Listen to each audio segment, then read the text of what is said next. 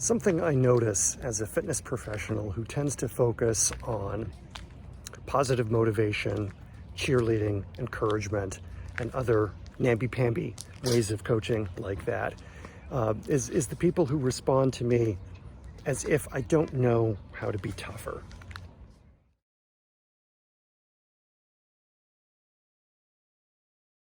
Some people seem to think that I'm just naively assuming that positivity is all it ever takes to break through somebody's reluctance to do the hard work or their trouble setting goals.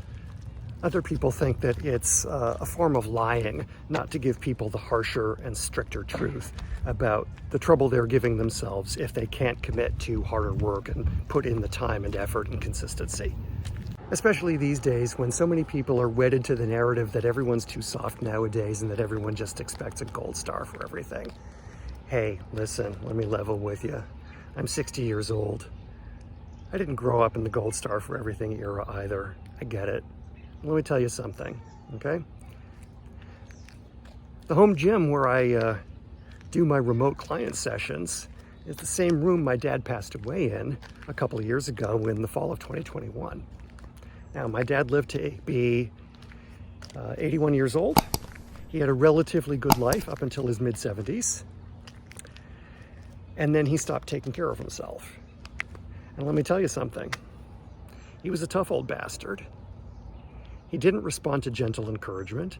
He didn't respond to cheerleading. He didn't respond to positivity. And he also didn't respond to having his ass kicked.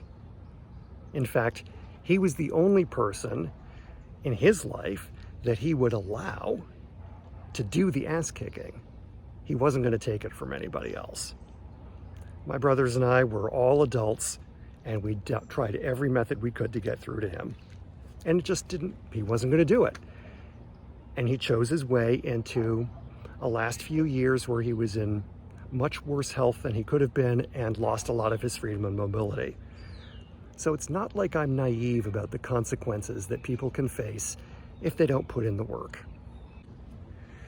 And I guess one clever way to summarize all that would be that you can't save everybody no matter what you do. Yeah, true. But here's the thing. We all took math in high school, I suspect. We all learned about integers. There's 8 billion people on this planet. There's a lot of integers between 0 and 1 billion.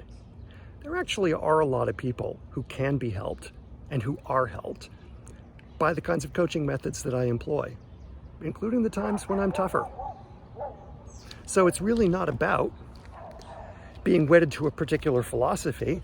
It is about doing what seems to be working for the people that I train. I've had plenty of hard-ass coaches, right back to my dad. Some of them were good for me and others failed miserably.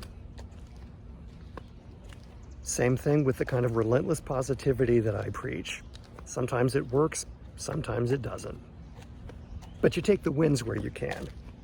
The idea that, oh no, this method is a failure, but this other method is a guaranteed success.